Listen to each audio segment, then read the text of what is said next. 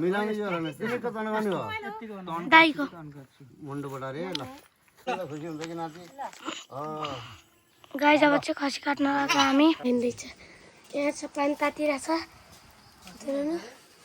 खसी खसी कहाँ छ उतै हो गाई चाहिँ त्यो 2 खुट्टाले उभिएको यही हो खसी यता चाहिँ तैँले खसी काट्न के आएको मुरो काट्दैन हुन्छ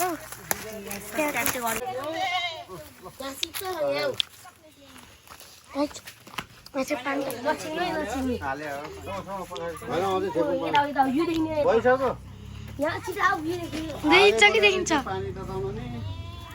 दाइले मार हान्दिनु रहेछ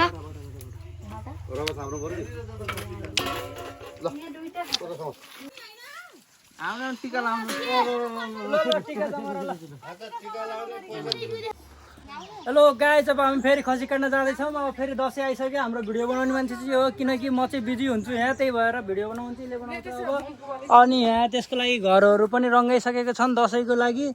हाम्रो हजुरभित्र बस्नु भएको ऊ मोबाइल हेर्नु भएको हजुरबाले कान्छी नाच्दैछिन् अलिअलि ट्याटे पाङ्रे ऊ यहाँ काकीले जमरा रेडी पार्नु भइसक्यो दसैँ काट्नको लागि दसैँको लागि आबैले के गर्नुभयो अक्षता बनाउनु भयो आबैले अक्षता बनाउँदै हुनुभयो यी यहाँ नानीले यहाँ चिउरा लिँदैछिन् बिचरा अब हामी चाहिँ जान लाग्यो खसी काट्नलाई हाम्रो भिडियो गर्ने मान्छे चाहिँ यो हो अबैले भिडियो गर्छ गाइस अब चाहिँ हामी खसी काट्न लागेको छ एकछिन दुनु पानी तन्किरहेछ गाइस अब चाहिँ खसी काट्न लागेको हामी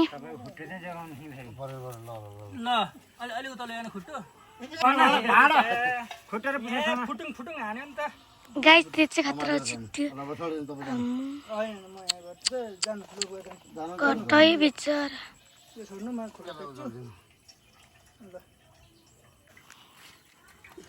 रगत छ guys hello guys welcome to my new blog हजुर पनि सन्चै हुनुहुन्छ होला म पनि सन्चै छु आज चाहिँ हामी खसी काट्न आउँछौँ दसैँको माहौलले लाग्यो आज हामी खसी काट्न ल्यायौँ मासु भात खान हेर्नु है यता चाहिँ तैँले खसी काट्न के आएको मुरो काट्दैन हुन्छ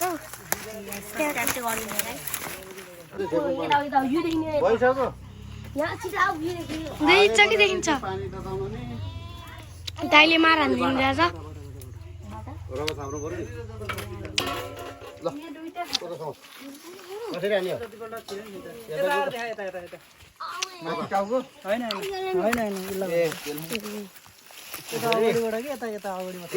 त्यसरी होइन भने ठिक छ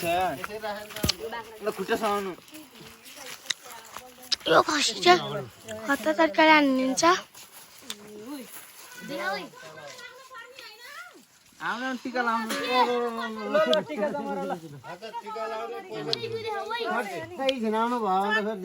क्यामेरा हातले छेके छोरालाई फेरि फुलाइदिनु पर्छ नि चिउरा खै त बधाई गरे अन्त नि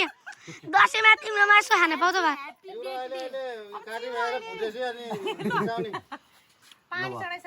ल बाबु काटिसकेपछि अनि चिउरा हालिदियो पकायो ल गाइस दाइले चाहिँ कालीमै छिनाइदिए दसैँ खसी काट्दै हो सर हजुर हजुर एकछिन है त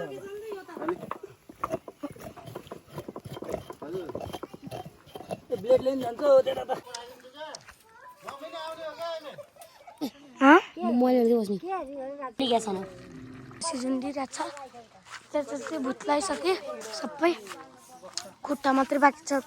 भुत्लाउन हाम्रो पनि जाने मारन्न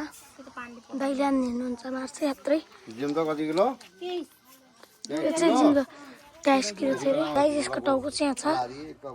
दुईटा भाइहरू नमजाले गाइस यहाँ यिनीहरूको बुढाहरूको फाइट पराइरहेछ बब्बाल ढ्याम ढुम हान्ने आज हामी डिस्कस गर्न गइरहेको छ किन हाने कसले हाने सुनमा हम लाठो हमको बोल्दैन के गरेको थियो उसले के गरेको थियो उसले के गरेको थियो उसले के गरेको थियो तका दिङ टिङ तका तक तक तक तक दिङ तक तक तक दिङ तक तका नकाचारीहरू यस्तो छ गाइस बाबालाई चाहिँ पठाइदिनु होला नि त मासु नि खसी यो चाहिँ छ होला 9-10 किलो झुन्डाउनको लागि अहिले डोरी बानी खसीले खाने चिउरा गाई तथा हुनुहुन्छ गाई डोरी बाँध्दै बेसार त्यही लसुनहरू हुनुहुन्छ चाहिँ खसी पखालिरहनु भएको छ खुर्किने त हो नि रम खुर्किने त हो नि अब त्यसलाई ल पानी बन्द गरिदियो फेरि अहिले खुर्के पखाल्नै छ नि त त्यो त खुर्किनेलाई चिसो बनायो क्या आउँदै ल पत्ती ल्याउनु गाइस मेरो कोठा चाहिँ यस्तो छ अब चाहिँ म सबले त छुट्टाएको देखाउँछु चप्पल यता हुनुहुन्छ ठुल्बा ए तालामा हाल्ने हाल्ने यहाँ चाहिँ अघि बढिरहेको छ यही हो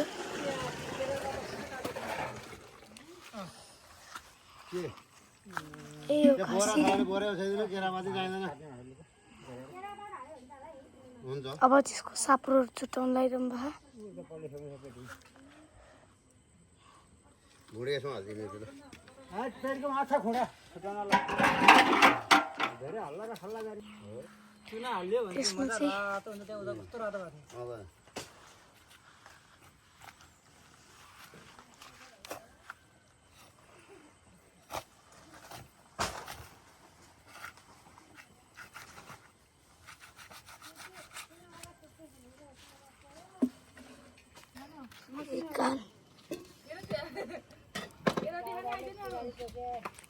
चाहिँ हाम्रो दिदी पिने राचे लसुनहरू मासु काट्ने दाउ यो चाहिँ मासु काट्ने यसरी काट्ने दाउ हो मेरो मोबाइल